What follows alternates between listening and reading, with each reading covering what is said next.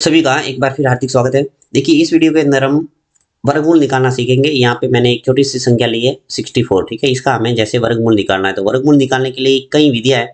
भाग विधि है, अभाज्य गुणनखंड विधि है। तो इस वीडियो के अंदर हम बात करेंगे अभाज्य गुणनखंड विधि से वर्गमूल कैसे निकाला जाता है। तो यहाँ पे देखिए 64 है। अब इसके अभाज्य गुणनखंड करना है, उसके बाद में हम इसका वर्गमूल निकालेंगे दो दो के जोड़े बना के। तो देखिए सबसे पहला काम है वो 64 के अभाज्य गुणनखंड करना। तो बहुत ही सिंपल है अभाज्य गुणनखंड करना। देखिए यहाँ पे इस ढंग से कॉलम में इसको लगाना है। उसके बाद में 64 के अंदर देखना है कि 64 के अंदर 2 का भाग जा रहा है या नहीं जा रहा है, ठीक है। तो 2 का भाग इजीली जाएगा क्योंकि यहाँ स्पष्ट दिख रहा है कि यह सम संख्या है। 2 का भाग जा रहा है।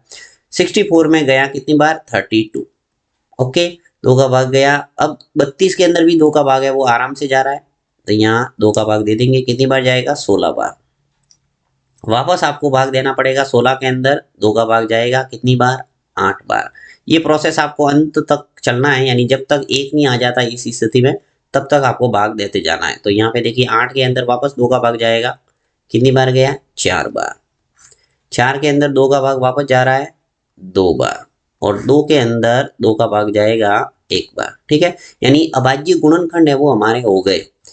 तो देखिए जो 64 है इसके अभाज्य गुणनखंड क्या आ गए हमारे पास में? 2 into 2 into 2 into 2 into 2 into 2, ठीक है। टोटल 6 बार है। देखिए 1 2 3 4 5 और 6।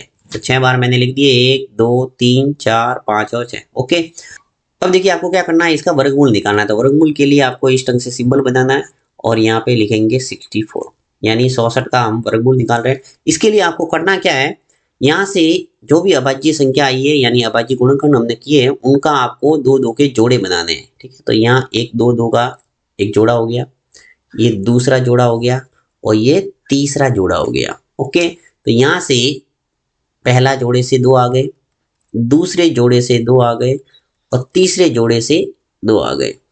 अब देखिए इनका गुणा करेंगे तो हमारे 64 का वर्गमूल निकल जाएगा। तो 64 का वर्गमूल देखिए 2 इंटू 2 कितने हो गए? 4। 4 इंटू 2 क्या हो गया? 8, यानी आंसर आ गया 8।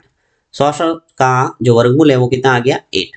आप इसको वापस चेक करना चाहते हैं तो क्या गुणा कर सकते हैं। देखिए 8 इंटू 8 करो, क्या आ जाएगा? 64।